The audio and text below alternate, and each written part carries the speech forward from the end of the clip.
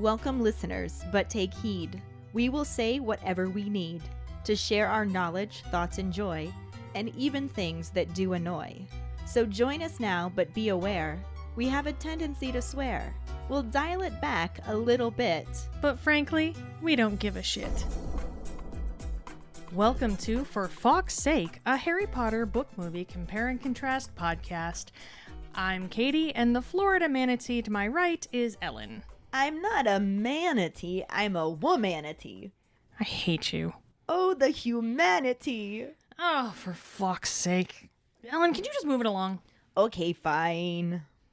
Last week, we covered the second half of Chapter 16, In the Hogshead, and the corresponding film scenes. Some of the future members of Dumbledore's army engaged the Golden Trio in multiple awkward rounds of Who's On First, trying to wheedle more information about Voldemort's return. Zacharias Smith attempts to engage Harry in a traumatic recollection of Diggory's death. Hermione tries to engage everyone into committing to learning proper defense against the dark arts. Susan Bones actually engages everyone in a discussion about all the badass things that Harry has done before Harry's self-deprecating nature knocks them off topic. Fred and George want to engage Zacharias in an ear cleaning before Hermione brings the topic back around to logistics, and they settle on meeting once a week before reluctantly signing a paper agreeing to keep it a secret. And after everyone leaves, Harry, Ron, and Hermione engage each other in a conversation about teenage dating, which ends with Ron being an insanely overprotective older brother and Harry floating on cloud nine with his awkward boner. During episode 147, Choner Boner, our Potter Pondering was, what did you imagine Michael Corner to look like when Hermione described him as the Dark One? Personally, I just kind of thought that meant he was like in shadow at first. When I first read it, I was like, oh, he's like in the corner somewhere, which was funny because he's Michael Corner, and nobody puts Michael Corner in a corner. I think you mean everybody puts Michael Corner in a corner. Probably. Just saying. But no, it was explained to me later on that the Dark One is usually used to describe darker skin. And that made more sense to me than just, he's in the shadows, because that's weird. Well, like I said in the episode, I thought he was just emo or something, like dark-haired and emo, so... He's just the goth student. But yeah, that was my first thought. Hi friends, it's Juliana with this week's Potter Pondering. When I first read the description about Michael Corner, I thought they were just describing his hair, that his hair was a dark color. But thinking about it now, they might have been referring to his skin color as well. So I'm not sure. Anyway, have a good day. Hey Ellen, hey Keighty, Jackson here with this week's Potter Pondering.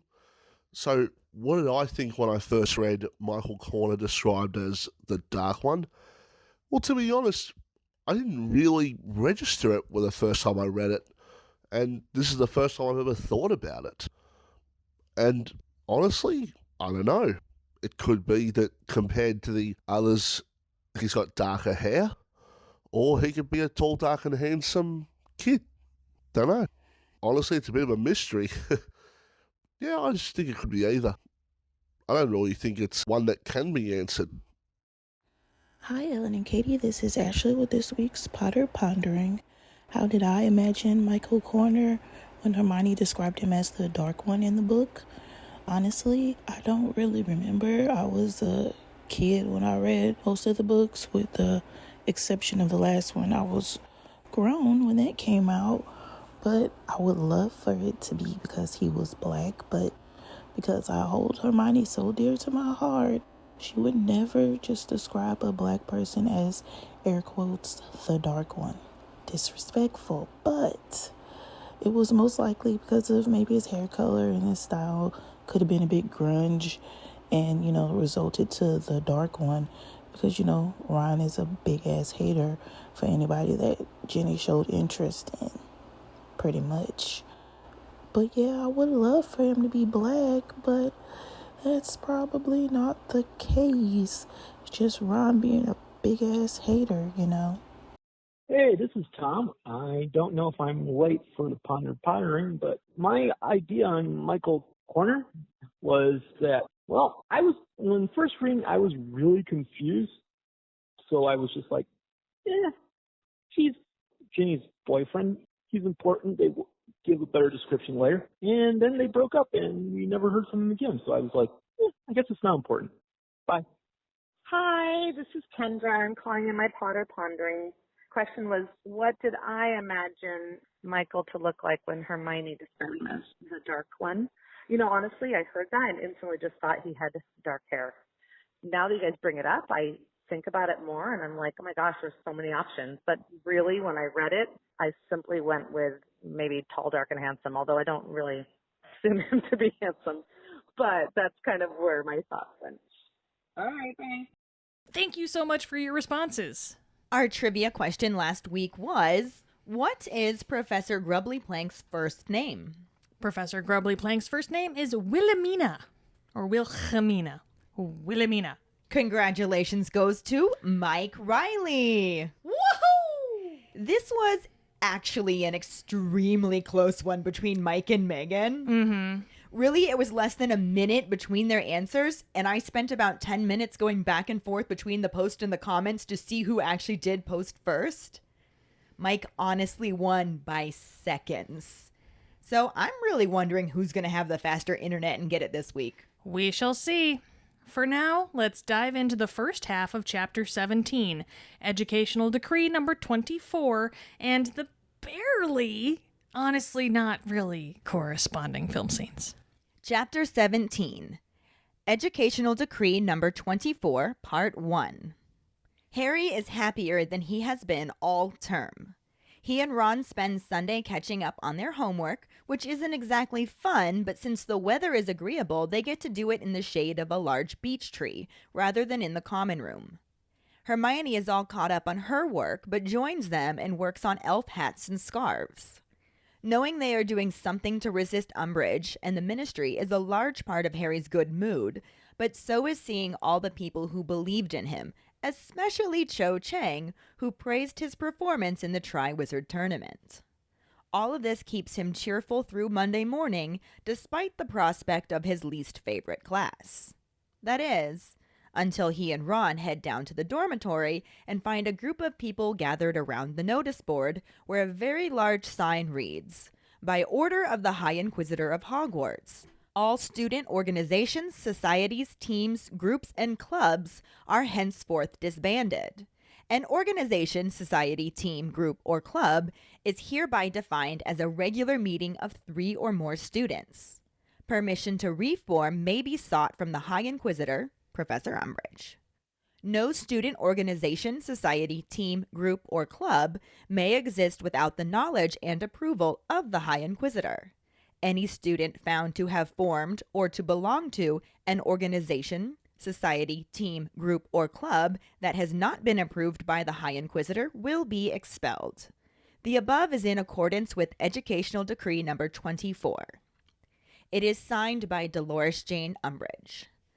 Several nearby students are worried that it means they're going to shut down Gobstone's club, but Ron darkly tells them he figures they will be fine, before telling Harry that he doesn't think they will be as lucky. The happiness in Harry starts to drain as his hands ball into fists, and he says that he is sure this isn't a coincidence, and she knows. Ron doesn't think she can know, but Harry points out that people were listening in, and they don't know if all the people who turned up are trustworthy. Ron immediately mentions Zacharias Smith and also says that he thought Michael Corner had a really shifty look, but Harry has moved on, wondering if Hermione has seen it yet. Ron suggests they go tell her and leads the way through a door and up the stairs to the girls' dormitories. On the 6th step, with a loud sound, the stairs smooth themselves out into a stone slide and send Ron toppling back down to the bottom. A couple of 4th-year girls slide down the stairs as well, gleefully wondering who tried to get up to the girls' dormitories. A disheveled Ron admits that it was him, saying that he didn't realize that would happen and that it isn't fair since Hermione has been to their dormitories. At this point, Hermione slides down the stairs herself and explains that it's an old-fashioned rule, but Hogwarts A History states that the founders thought boys were less trustworthy than girls. She then asks them why they were trying to get up there, and Ron drags her over to the notice board. As she reads the notice, her expression becomes stony, and Ron angrily says that someone must have blabbed. When Hermione insists that they can't have done, he begins to call her naive, but Hermione cuts him off to explain that they literally can't, because she put a jinx on the parchment they signed, and if anyone runs off to tell Umbridge, they will know.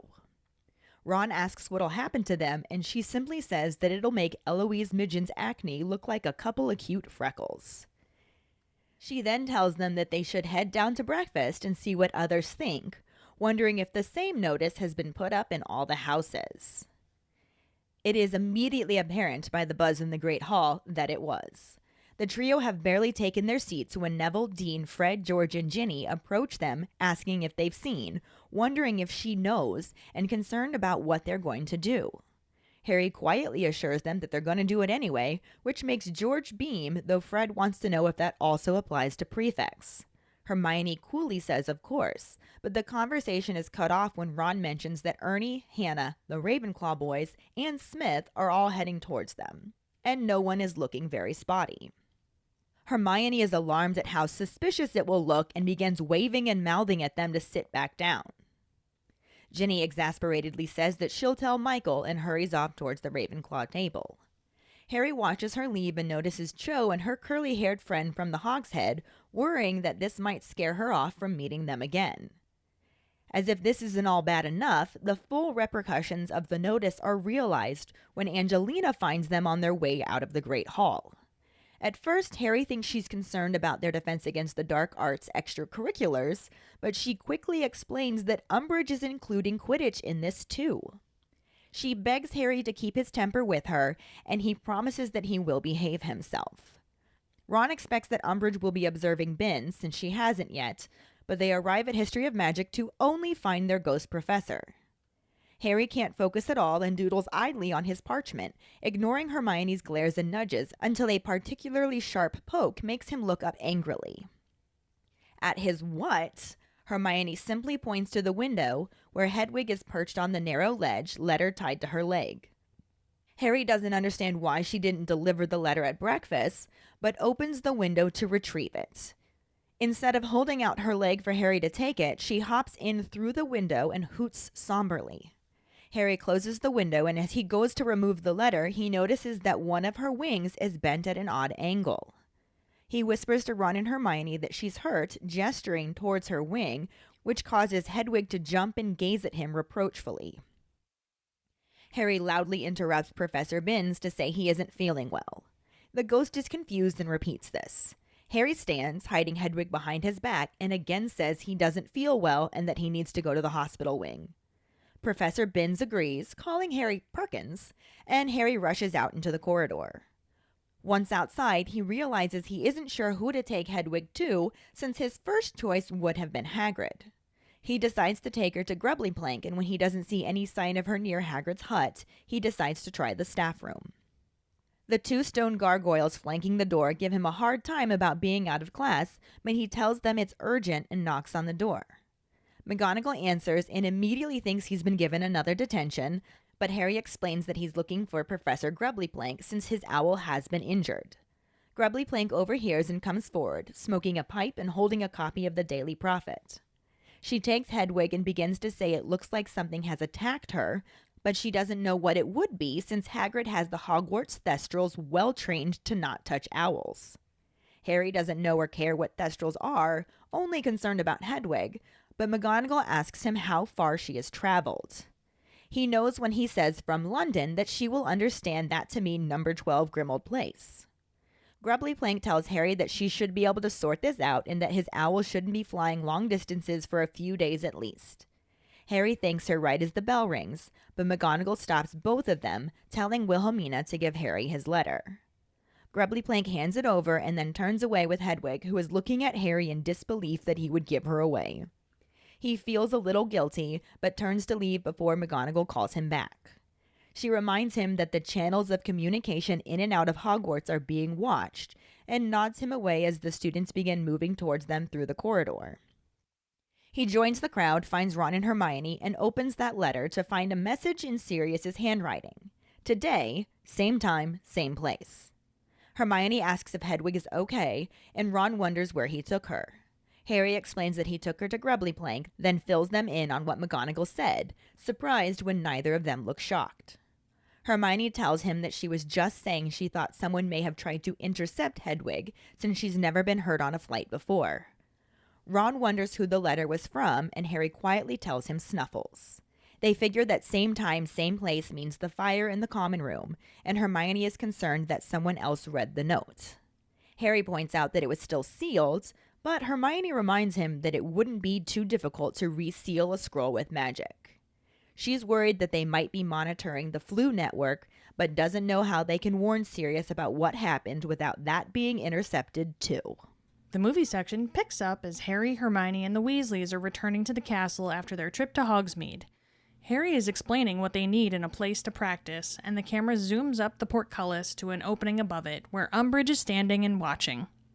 Filch walks up behind her and stands next to her as the two have a whispered conversation. The scene then cuts to Filch hammering Educational Decree number 68 on the wall before shifting to show the plaque, as Umbridge reads it aloud in voiceover. All student organizations are henceforth disbanded. Any student in noncompliance will be expelled. The camera cuts again to a dejected Neville walking through the corridor as Crabbe and Goyle deliberately bump into him and tell him to watch where he is going. That's it. Yep, that's it. But it does give us a lot to discuss. It does. It does. Namely, what's been left out. Because it's most of it. Mm-hmm. And it somehow gets the same, well, one thing across. Yeah, you get one plot point across. Sure. Yeah. But also in a different way, which we'll get to. Well, yeah, there's that too. So the book chapter starts off with the rest of the weekend, after they have their first Defense Against the Dark Arts meeting to determine the future of the meetings. Mm-hmm. But Harry actually feels somewhat supported by a good chunk of his classmates at this point. And more importantly, by Cho Chang. Cho Chang. On top of that, they actually have a little bit of time to catch up on homework, which isn't exactly happy news, but I mean, it's something. it's definitely better than drowning in it Yeah. and not getting to sleep or eat. Or detention with Umbridge, or... Oh God, everything's better than that. I mean, it's gotta kind of make him feel a little bit more normal than the whole rest of this year has been so far. The whole 2 weeks or so? Oh, yeah, that's right. It's only been like a goddamn week. Whereas in the movie, it's already fucking Christmas. Right. But sure. Plus, another bonus is because it's not already Christmas, the weather's really nice and they get to do their work outside. Mm-hmm. And then the key thing here, which, I mean, honestly, for Harry, it's still Cho Chang, but it's also knowing that they're doing something to resist Umbridge and the Ministry. Yeah. That feeling of being a rebel and shit. Being a rebel. Mhm. A rebel with a cause. We about to fuck shit up. Oh, yeah. They showed up to learn Defense Against the Dark Arts and chew gum, and they're all out of gum. But this keeps Harry in a good mood up to Monday morning, when it is abruptly ended, because there's a notice on the board that reads, by order of the High Inquisitor of Hogwarts, all student organizations, societies, teams, groups, and clubs are henceforth disbanded. An organization, society, team, group, or club is hereby defined as a regular meeting of 3 or more students, which literally just means Harry, Ron, and Hermione can't just hang out. Basically, yes. Fred, George, and Lee Jordan can't just hang out. Nope. What a bitch. Dean, Seamus, and Neville. Not so much. But then it goes on to say that they can get permission to reform these organizations, society, teams, groups, or clubs, but that if they exist without knowledge or permission, they're going to end up getting expelled. No warnings, No warning, no detention. just expelled. Just fuck off. And then, of course, this is in accordance with Educational Decree number 24 and signed by Pepto-Bismol. I think she actually wrote that on there, too. It wouldn't surprise me. I bet she writes in a pink pen. Oh, well, a pink quill. Yeah. Well, she had those pens on her desk, though. But definitely pink feathers and pink ink, for Yes. sure. For Oh, sure. yeah. If it's not blood. Yeah. But she doesn't do that to herself. Yeah, you know it's the blood of other Oh, students. yeah, absolutely. Mm-hmm. She definitely has a quill that allows her to cut into the hands of other students while she's writing. Yeah. That's a thing, too. She probably invented it herself. Good old Elizabeth Bathory right here. What's super adorable is there's some younger kids that are looking at this notice and really worried it means they're not going to get to have Gobstones Club anymore. That's adorable. I don't think that's the problem, kiddos. Yeah, your little Gobstones Club is safe, guys. Which is essentially what Ron tells him before turning to Harry and being like, I don't think that's the case for us, though. Ron's just like, you guys will be fine. We, however, are fucked. Yeah. And this is the pin in Harry's happiness bubble. Mm-hmm. It's just, Pop, well, this fucking sucks. He also doesn't think this is a coincidence at all. You'd have to be, like, more oblivious than Harry not to figure that out. Especially since Harry figured it out. Exactly. And he's normally not that aware of things around him. No, boy's not in Ravenclaw. Definitely not. Mm-mm. And then there's Ron, who is also a little bit oblivious and is just like, but I don't see how she could know. Buddy. Harry's just like, yeah, but there were people in the bar listening, and we honestly don't know how trustworthy the people who showed up are. Yeah. Which, of course, makes Ron immediately be like, oh, that's Zachariah Smith. That's Zachariah Smith. And I thought that Michael Corner looked super shifty. Well, he was in the corner. Yeah. That emo look of his. Just hanging out in the shadows. That dark brown hair. I have no idea. But Harry is now more concerned about whether or not Hermione knows that this notice is there. Mm-hmm. So Ron's like, well, let's go and tell her. And he starts to make his way up to the girls' dormitory, but doesn't make it past step number 6 before the stairs flatten themselves out into essentially a stone slide. Mm-hmm. And he just goes zooming back down to the bottom. And I don't think that this was a graceful thing for him at all. He actually runs in place trying to keep moving for a while. It just sounds so cartoonish. Yeah. And I would have loved to see a live action version of this acted out. Right. It's super disappointing to me that it wasn't. Yeah. Because they love the physical comedy. And the book writes it for them. And they're like, Like, we can come up with better than that. Can they, though? No, they can't. That's the point. Not this for sure. This is definitely a good one. Just him pumping his arms trying to not fall. I imagine, like, when he fell, there was just a cloud of Ron-shaped smoke. Yes, I love that. In his wake. And then a couple of fourth-year girls slide down the steps, just gleefully. It's like, wee! Somebody tried to get up into the girls' dormitory. I wonder who that was. And this disheveled Ron's just like, that was me. I didn't know that was going to happen. This isn't fair. Hermione's been in our dorm. I mean, apparently girls can be trusted more than boys. That's exactly what Hermione says, because she slides down the stairs herself at this point and informs them that in Hogwarts of history it says that the founders found boys to be less trustworthy than girls, which I think is really interesting. Yeah. And I actually want to make this our Potter Pondering because, yes, it is old-fashioned. Mm-hmm. But do people actually really think that girls are more trustworthy? I mean, I think it kind of goes along a little bit with the girls mature faster than boys kind of thing, so... Which I don't know about you, but that might make me more inclined to sneak up to the boys' dormitory. Well, I mean, yeah, that's true. That's true. However, I also just kind of think that women mature faster than guys, so they get the hormones, but they also have, like, the brains behind it, whereas guys get the hormones... And those are just driving everything. True. So it's not necessarily like, yeah, it's a stereotype. Yeah, it's a thing. But I don't know. I kind of get it. I mean, I kind of get it too. I just think it's interesting and funny and want to know what other people think. It does make me wonder too, though, about how long it takes for them to go back to being steps and how the girls get back up to their dorm when that happens. Right. Maybe they just have to try and walk up the steps Yeah. and they turn back into them. And what happens if a girl and a boy tries to walk up at the same time and stuff like that? That's why I want this to be the Potter Pondering. Yeah. I think it's interesting. You could actually go really deep with this pondering, but... Right? That's what she said.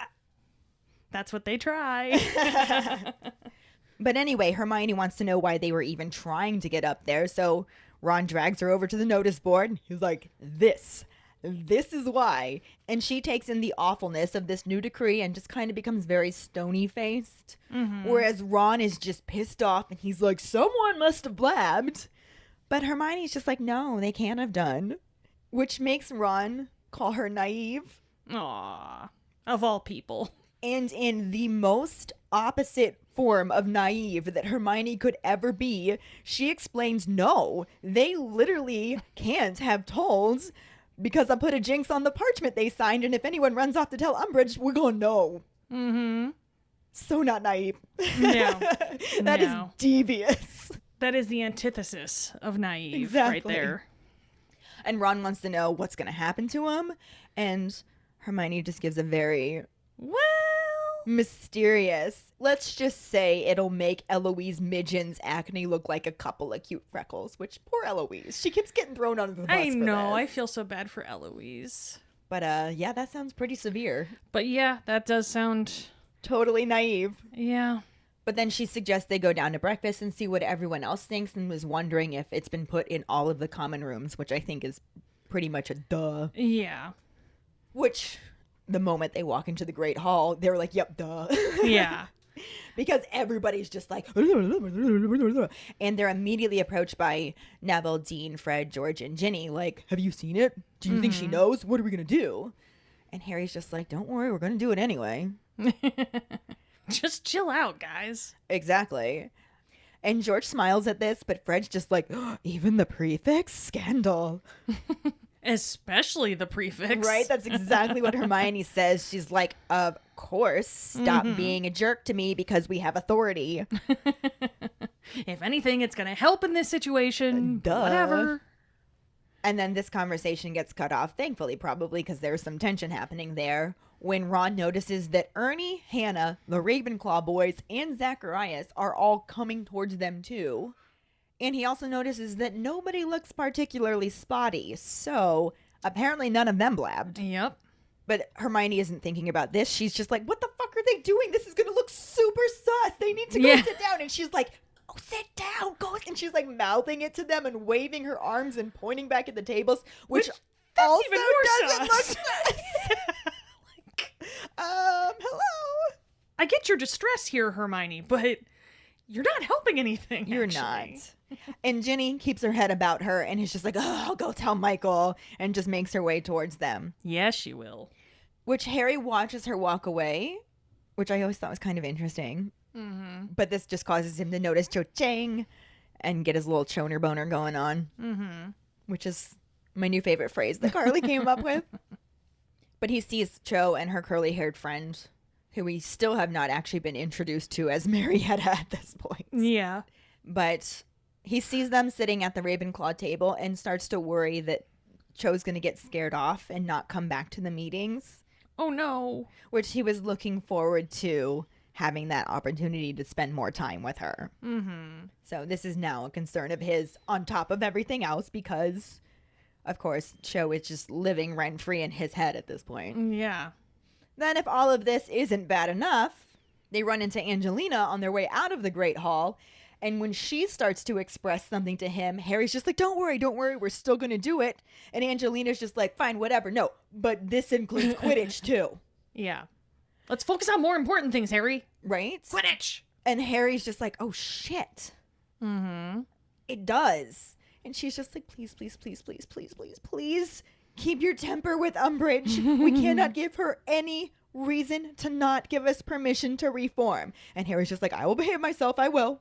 Mm-hmm. We're going to get to play Quidditch, Angelina. It's okay. I'll make sure. The only way that this could have been, like, a worse threat to Harry is if Oliver was still there. Oh, yeah. Can you imagine him? Let's be honest, though. Oliver would have absolutely gotten them banned forever with his reaction to this news. Well, that's true. Yeah. Oliver would definitely have gotten expelled. Fuck you. We're going to have Quidditch practice anyway. Anyway, the Golden Trio make their way off to their first class, which is History of Magic, and they're expecting that Pepto-Bismol is going to be observing Binns because she hasn't yet, but like we mentioned before, I have a feeling she doesn't want to go anywhere near the ghost teacher. No. Nobody really does. Right? Yeah. Could you imagine her trying to fire him and send him evaluations and stuff? I mean, I'd like to see it, Yeah. but I don't think she's going to do it. No. So obviously she's not there, and Harry, as you know, par for the course, can't focus in this class at all, but it's worse than usual. And he just doodles on his parchment instead of taking notes which is probably also as per usual. Yeah. But this time he's even completely ignoring Hermione as she glares at him and nudges him. And it isn't until she like gives him a really sharp poke in the ribs that he's just like, what? And in response, Hermione just points to the window where Hedwig is just perched on the little ledge, got a letter, and Harry's like, why would you not have delivered that during breakfast like you always do? What is going on? But he goes and he opens the window for her, expecting that she's just going to stick her leg out so he can get the letter, but she hops in the room instead. Sure. And everybody's starting to get a little bit distracted. They're like, oh, I always loved that owl, and she's so pretty. Exactly. Mm-hmm. You would think the excitement of seeing an owl randomly would wear off being at Hogwarts, but Hedwig is a very pretty one. So. Hedwig is a very pretty one, and she just interrupted a very boring class. Yes, exactly. They're absolutely looking for the extra distractions. Mm-hmm. But when he goes to retrieve the letter from her leg, he realizes that her wing is kind of bent at an odd angle. And he whispers to Ron and Hermione that she's been hurt and tries to point to her wing, but gets too close to it. And she just like ruffles her feathers and just gazes reproachfully at him because, you know, Hedwig's a sassy bitch. Yeah, exactly. And it hurts. There's that too. Yeah. So, being the good owl owner that Harry is, he just immediately jumps up and interrupts Professor Binns. I don't feel good. Gotta go to the hospital wing. And he's like trying to hide Hedwig behind his back so he doesn't notice. I bet that's working out real well. Luckily, it's Binns. It's Binns, and he's just super confused. Can't even remember Harry's name, calls him Perkins, but agrees that he can go to the hospital wing, so Harry just bolts. And when he gets out in the corridor, he's like, I don't know what to do. I would have taken her to Hagrid, but he's not here, so I guess maybe I can go to Grubbly Plank. And he looks out the window, doesn't see any sign of her near Hagrid's hut. So he's like, maybe she's in the staff room? And he makes his way there. And I never realized this before, but the staff room door is actually flanked by 2 gargoyles. So I don't know if they kind of guard it to keep kids from fucking with the staff room. Maybe. But they start giving him a hard time about being out of class. They call him Sonny Jim. And I just... Another one of those moments where we didn't get to see any of the quirky magical things about the castle, really. Yeah. A lot of that just got streamlined right out of the movies. And it just would have been fun to see some talking gargoyles. These weren't the only ones. Especially talking gargoyles that say shit like Sonny Jim. Right? And he's just like, this is urgent. And they're like, oh, that put us in our place. Like, the sarcasm about it would have just been so much fun. So it turns out, Ellen, I'm not Ron. I'm a goddamn gargoyle. Huh. The things you learn about yourself. Yeah. Harry ends up knocking on the door, and McGonagall is in the staff room, so she's the one to answer it. And the moment she sees him, she's just like, fuck me, did you get another detention? And he's just like, no, I'm looking for Professor Grubbly Plank. My owl's been injured. And he holds up Hedwig and my owl. My owl. Owl hurts. And sure enough, she is in the staff room and she overhears this. So she immediately comes forward. And again, the visual here, she comes forward smoking a pipe and holding a copy of the Daily Prophet. And I want this image of her smoking a pipe and bitching with McGonagall about the shit in the Daily Prophet, because we already know that she's on Dumbledore's side. I'm going to go one further. I just wanted Grubbly Plank. Yeah. Honestly. We got so bilked. Mm-hmm. But she takes Hedwig, looks her over, and says that it looks like something's attacked her, which is weird because sometimes Thestrals will go after owls, but Hagrid has them well trained to not touch them. Yeah. And Harry's just like, I don't know or fucking care what Thestrals are, except for the fact that he does and just doesn't realize it. But I love that little touch. Right. And in the movie, he already does. So there's that. But we don't have this scene anyway, so it doesn't matter. We sure don't. But he's just concerned about Hedwig. So Thestrals are the furthest thing from his mind. And he's just kind of brought back to the conversation when McGonagall asks him how far she's traveled. And when he says that she came from London, I think, he knows that McGonagall will know that means 12 Grimmauld Place. So who else? Yeah, he kind of fills her in without having to fully fill her in. And Grubbly Plank is positive that she'll be able to sort Hedwig out just fine and says if nothing else, she should not be flying long distances for a few days. So Harry says thanks, and then the bell rings, and he starts to leave, but McGonagall's just like, wait, Wilhelmina, give Harry his letter. Which was our trivia question. That is the moment that they mention her first name. Mm-hmm. And Grubbly Plank, Wilhelmina, hands over the letter and then turns away with Hedwig, who just looks at Harry like, how the fuck are you giving me away right now? I'm your owl. Why are you leaving me with this stranger? I trusted you, bitch. Yeah, I love her sassiness. Mm-hmm. And this does make Harry feel a little guilty, but he also knows he's doing what he has to for her. Well, yeah. So he starts to leave again, and McGonagall calls him back again, but this time it's to remind him that communication in and out of Hogwarts is absolutely being monitored. Mm-hmm. And hint, hint, nudge, nudge. yeah, like, be careful what you send, if you send anything at all, and just be aware of this. Mm-hmm. And then she just nods him away because now large groups of students are starting to come through the corridor, and there's not much else she can say without possibly being overheard. Yes. Because a lot of times conversations within Hogwarts are also being monitored. There is that as well. Mm-hmm. So Harry just joins the crowd and he finds Ron and Hermione amongst all of them. And at this point, he opens the letter and it's Sirius's handwriting. So though it's unsigned, it's pretty clear who it's from. Yeah. And he reads the words, today, same time, same place, which is always so very interesting to me because how does he know what day the owl is actually going to get the letter to him? Yeah. I mean, he could kind of go by a guesstimate. Like, if Yeah. he sends it late at night, the night before, he could still say today because he knows it's going to get there the next day. Right.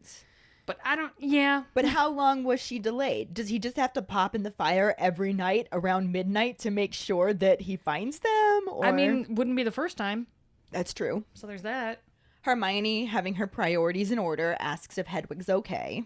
And Ron wants to know where he took her, so Harry explains that he took her to Grubbly Plank, because that's the only animal person there he knows anymore. Mm-hmm.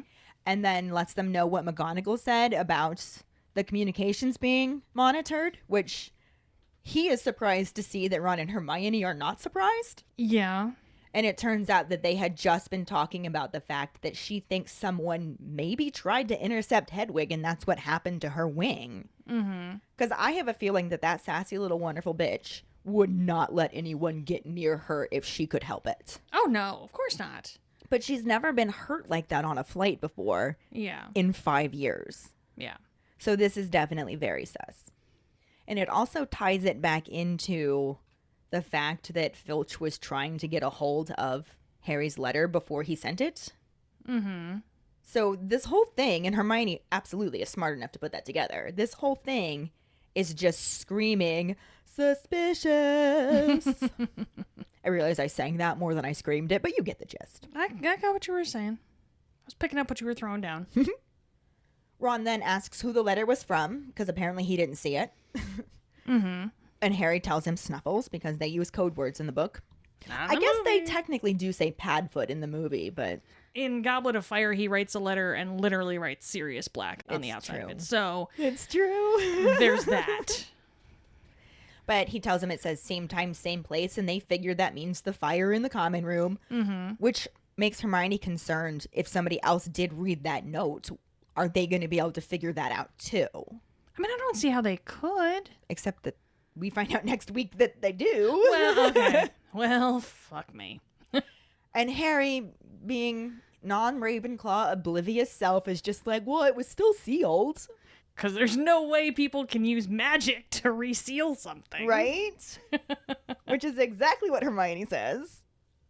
And she's worried that monitoring communication also involves monitoring the flu network, which is what they use to communicate in the fireplace like that. So if they are monitoring it automatically and they have an inkling of something going on, and they had an inkling because they were monitoring it before, unfortunately, there's a lot of trail left behind for them to pick up what's being put down. Yeah, okay. So it's not as obvious as I was hoping. Yeah. But she doesn't know how they can possibly warn Sirius about that without that communication being intercepted too. And would it get there on time? Exactly. Yeah.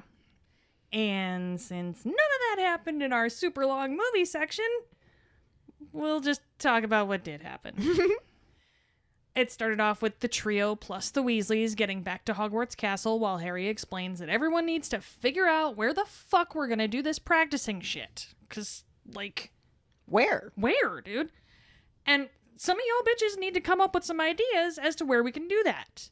which is quite different from how the book had it, since they had a few people throw out some suggestions and then we're like, not really sure, we'll come back to that. Yeah. They were not really putting it on everybody else as much as this kind of made it seem. Yeah, yes and no, because it was just the group of them, and Ginny says Shrieking Shack, that's not gonna work. I almost said Chamber of Secrets. I'm like, that's where they fucking should have done it. We actually talked about that a little bit last week. Yeah. Because Carly mentioned that she was kind of disappointed that Ginny didn't suggest that. And I was just like, yeah, but that might have been really traumatizing for her. And then on one of the Harry Potter fan pages this morning, somebody else posed that exact same question. And I was like, we literally just talked about this. Yeah. Because not only could that have possibly been traumatizing for Ginny and Harry, Yes. it's not exactly accessible. They had to use Fawkes to fly out of it the first time. And if I Right. remember correctly, Ron and Hermione use brooms to get down and back Yeah. when they go for the Basilisk Fangs. Yeah, it's gonna look a little sus if there's just a bunch of students like carrying their brooms down the hall when none of them are on the Quidditch team, aside from the Quidditch team. But And they don't even necessarily have brooms, for one thing. there's that too. Not to mention, it's going to be 28 people going into a girl's bathroom. Yeah. It's not accessible. No. It just doesn't work. No. Just doesn't work. But, I mean, hey, sure. Private, yes. Probably big enough, too. Yeah, definitely. However, it's all flooded and shit down there. Like, it's damp and murky. You're gonna get a cold. That's my biggest worry. Better sniffly with the ability to defend yourself than healthy but dead. Right? Are you healthy if you're dead? Well, remember how if they get killed by Avada Kedavra, according to Muggle doctors, they look absolutely healthy aside from the fact that they're dead? Oh, yeah. That's what I was kind of referencing. Gotcha. Yeah. I see what you were throwing down there. I got it. Okay. Glad you're picking it up. Yeah. But we then take a trip upwards and we see Pepto-Bitchmal watching over the group as Filch walks up behind her and they start whispering some shit. I'm sure it's not Sinister at all, though. Or it's entirely Sinister. It's easy to confuse that with those two. I mean, That pink really makes her seem non-sinister. yeah. And Filch is just such a kindly old man. He It's just is. really, it's understandable that you're sure it wasn't. And he didn't just weirdly, like, sniff a student earlier on. And Well, he did in the book, not in this Well, movie. But That's what I'm saying. He didn't do that, so. Yeah, it just seems like, meeting between friends. right? Just hanging out, having some Darjeeling. Watching Good people time. walk back from Hogsmeade, Sure. Just people watching. normal pastimes. Yeah. No, it's totally fucking Sinister. It's totally fucking yeah. Sinister. And just to prove that point, we then get to see Filch once again going all Bob Vila. But I'm saying it Bob Vila, like Vila, like Ha, ha, ha. Veela. Vila. Ah. For fuck's sake. You love it. I'm only saying that because I didn't think of it. Ah.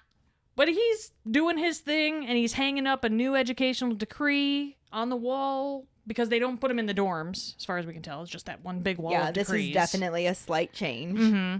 Which Pepto-Bitchmal herself gives us a voiceover explaining that she is now getting rid of all student extracurriculars.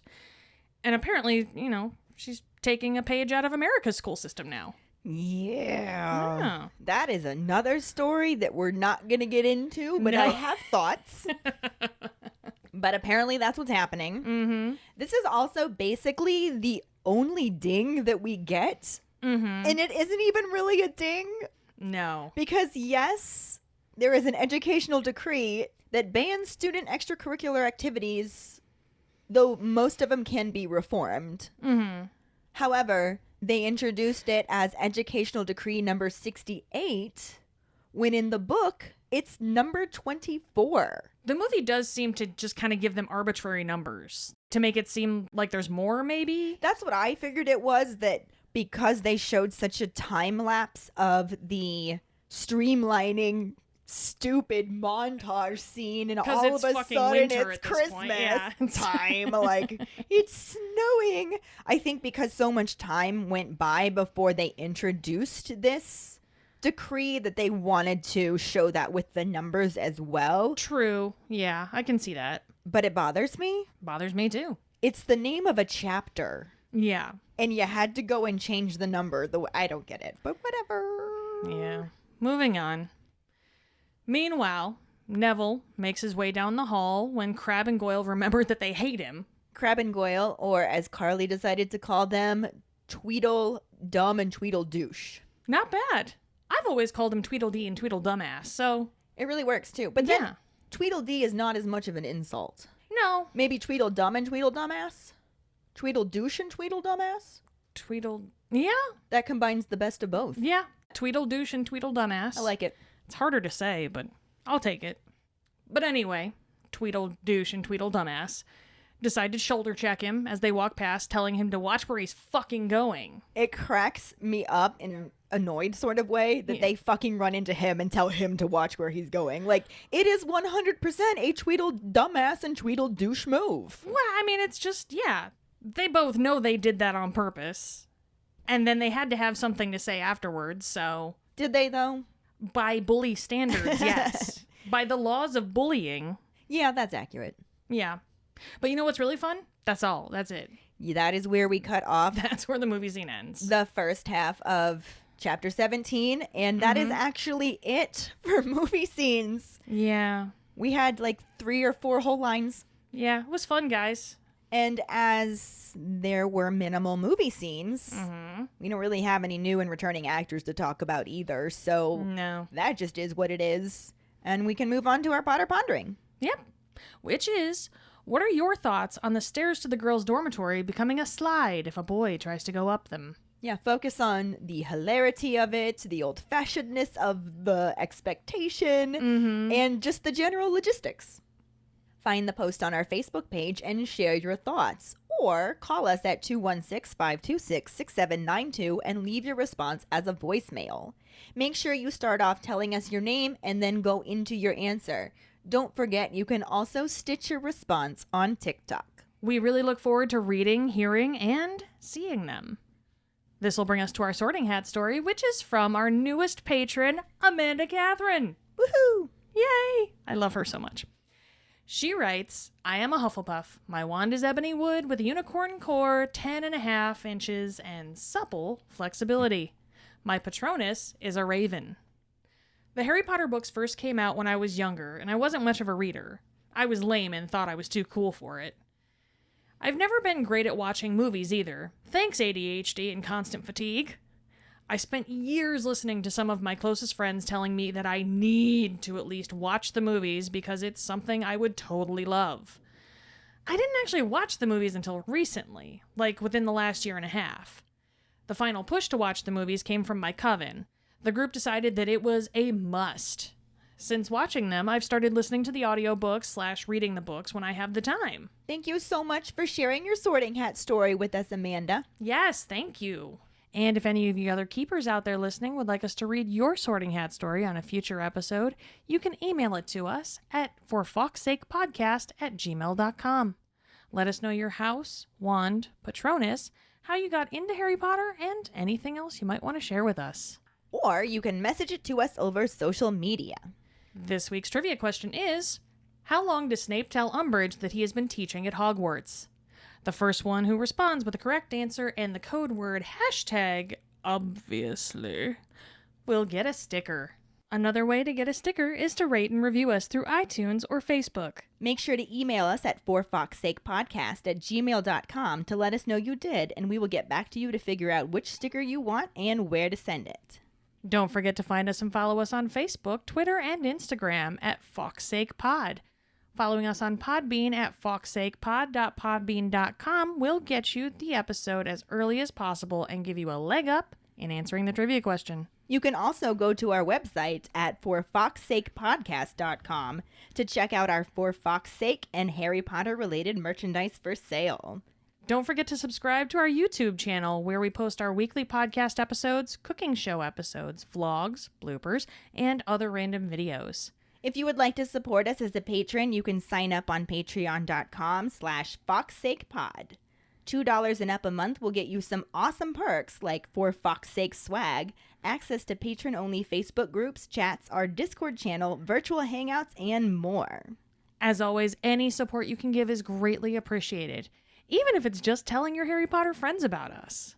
And if you don't have any Harry Potter friends, there's another reason to join our Patreon because you will meet some of the best Harry Potter people ever. I mean, just the best people ever, really. There's that too. Period. End of sentence. And join us next week when we talk about the second half of Chapter 17, Educational Decree number 24, and the absolutely no film scenes at all. Thanks for listening. We hope you hear us again. I'm Katie. I'm Ellen. And in the meantime... keep calm and Harry on! Oh, for fuck's sake.